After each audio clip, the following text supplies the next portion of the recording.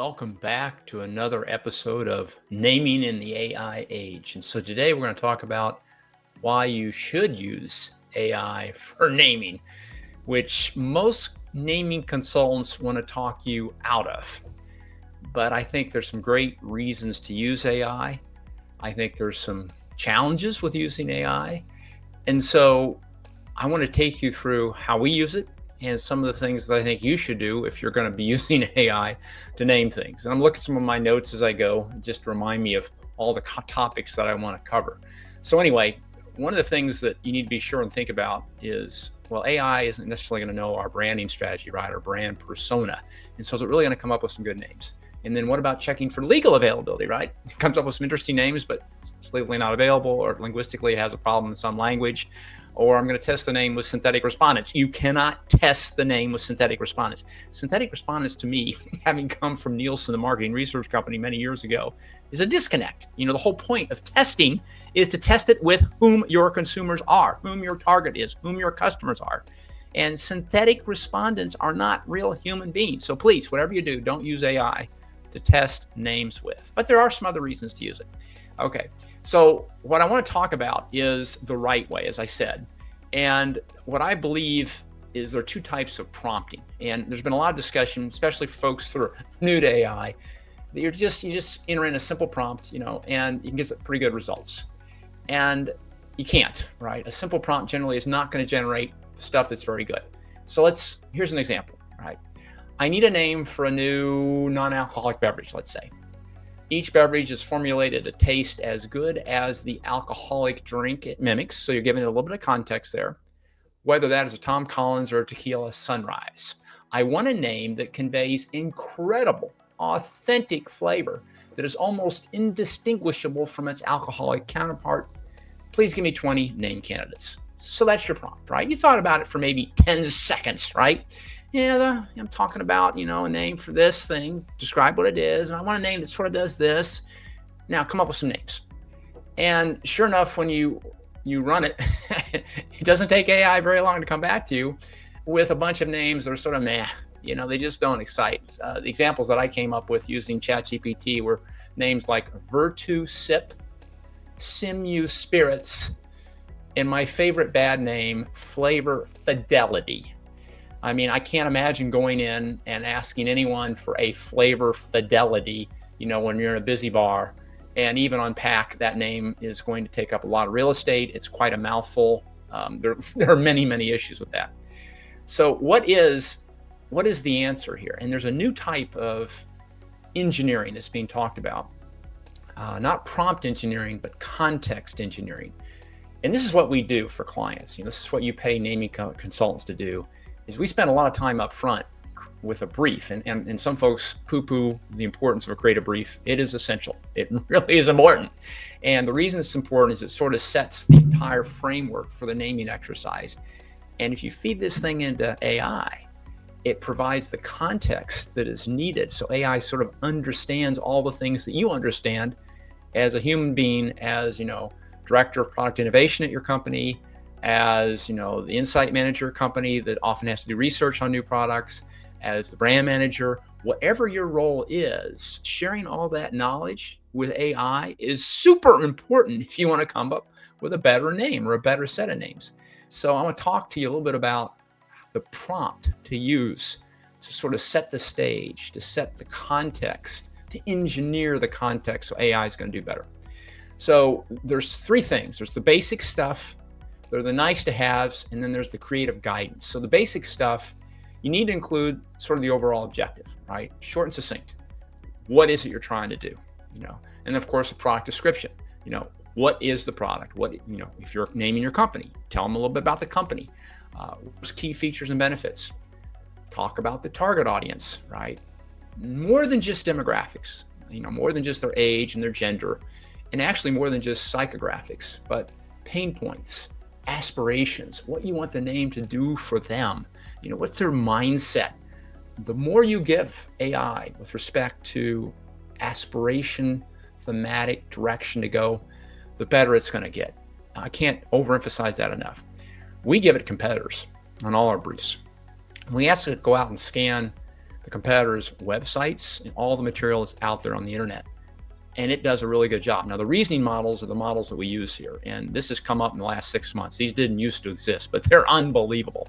So like ChatGPT 03 Mini, and there's another version that's like Mini or Max or something. Gemini 2.5 Pro, Claude 4.0 Opus, and Sonnet. Whatever AI flavor you like, if you use the reasoning model and you ask it to do the deep research, it is going to give you a much better set of names. It also is going to digest all the information you give it, like I've been talking about. So the overall objective, the product description, the target audience, the competitors, and ask it to go out and research the competitors and do an analysis and all that. The brand persona, right? So for this fictitious non-alcoholic beverage, you want a name, you want the brand to sort of reflect something that's hip, sort of contemporary with it. It's fun, it's playful, and it's real, right? It's honest, it's trusted.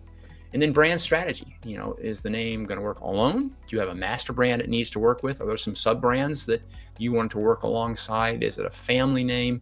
Is it a specific line item extension? All that kind of stuff. Then the nice to haves, the length and the style of the name, right? So shorter is generally better, but of course there's a trade-off there. The shorter the name, the harder it is to get through legal. So often 1 to 2 words, 3-syllable max is sort of what we'll give AI. Easy to pronounce in English, doesn't mean anything offensive in Spanish.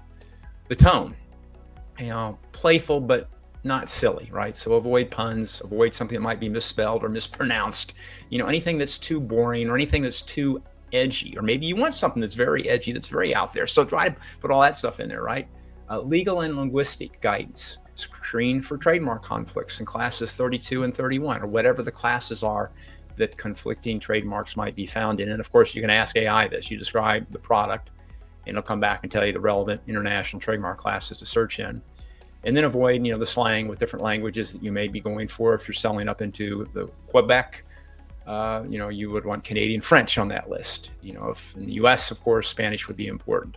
Creative guidance, key dimensions, so we want something that sounds authentic, doesn't contain alcohol. So maybe that should be in the name, that it's not a Tom Collins, it's not a Sangria Sunrise. It's the equivalent of that in terms of taste, something that's going to taste just as good, just as flavorful as that. So all the fun without the hangover, right? If you have some taglines in mind, throw them in there. If you have some brand positioning statements in mind, throw them in there. And then you want names that are metaphorical. What's the analog? Superheroes, right? You see a few names where it positions this product line as a superhero because you get all that benefit of being able to go out and enjoy a good night out in the town with your friends, and none of the problems with drinking alcohol. It's just your best friend, right? Something that you trust, that you know isn't going to cause you to get any problems. And then examples of what you like and why. Why I like the name Curious Elixirs. It sort of grabs my attention, right? Might have some stopping power. Or I really dislike a name like Phony Negroni, which was one of the names AI came up with, by the way, when I prompted it earlier with the short prompt. I don't think phony in the name for a product that's going to try to mimic the real taste of an alcoholic drink is, of course, appropriate. You probably don't either. And then what's your success criteria, right? What do you want AI to sort of rank itself on?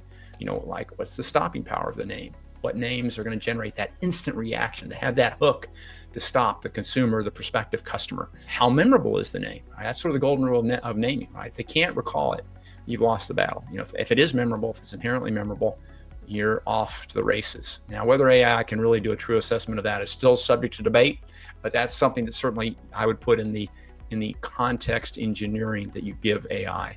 Is it unique, and does it resonate emotionally? Now, if you prompt AI with all of this, and then you ask it, the prompt at the end might be something like, generate the 20 names or generate the 30 names, and rank them for distinctiveness.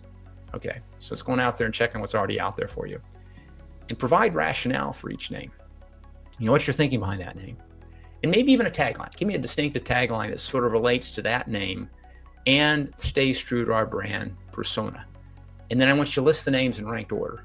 I want you to list the names that are the most distinctive or that have the most emotional resonance at the top, and then list the rest of them in descending order. And just show me the names in a table. And I want the following columns. I want the name, I want the rationale, your reasoning for the name, I want your suggested tagline, and maybe the overall rank.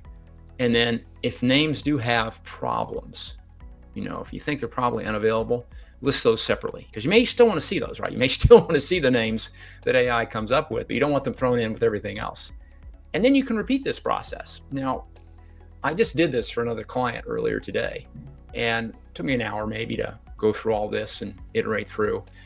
And what I found a couple things I thought was really interesting. It came up with maybe 2 names out of the 50 or so it generated that I didn't have to change much. I thought were interesting enough to put on the list for our trademark screening. More importantly, though, it came up with some words and some directions that our team hadn't considered. And so then I had to, turn AI off and really think through it. And it's that critical thinking, right? It's that human intuition that I had to bring to bear, and came up with some more really good ideas. And that might be done solo, that might be done in conversation, with others on your team. But it's this idea that AI can get you part of the way there, especially if you use some context engineering procedures, and then you take it over the finish line yourself or with your team. And this iterative process, you repeat this several times, you refine it, you get better and better prompting, it gets better and better. So the more I use AI, we use it almost every day. Actually, we use it every day, but for different things.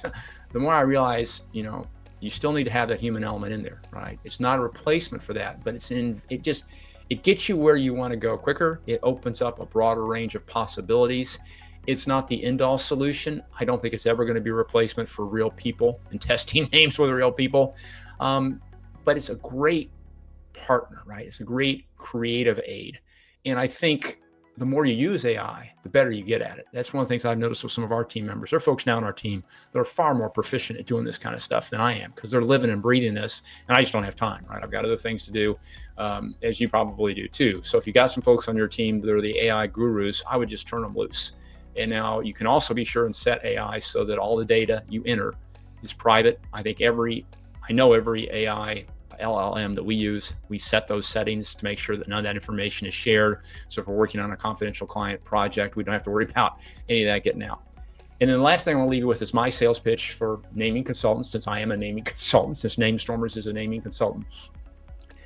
Even if you're using AI and you feel pretty darn good with the results, the value that we can bring to the table is the final sort of, hey, we've been doing this for 40 years. I've personally worked on thousands of these projects.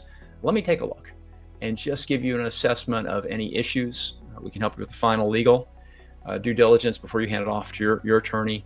We can do the linguistic checking. We can do the name testing with real people, real targeted customers and prospects, not synthetic respondents. I have no idea what a synthetic respondent is or how it works, but I would be very hesitant to use that to try to get a clean read on what your market might say. So I think there are a lot, and then all the selling of the name internally, which is often one of the most discounted parts of what we bring to the table. But I think many of our clients at the end of engagement feels probably the greatest value we provide is that we can help them push the name over the finish line, right? And get buy-in from the top levels all the way down in a very positive, proactive way where everyone's pumped up and excited and enthusiastic, versus a drawn out battle where people are screaming and, getting upset at one another and everything else. And so the outcome might still be a name that you feel pretty good about, but you've alienated half the people on your team trying to get there. So we can help you do that too. So if you decide not to use it, I hope you find this podcast of interest. But if you do decide to use this, please give me a call on my mobile. And that number is 512-917-6923. Have a great rest of your week. See you now. Bye.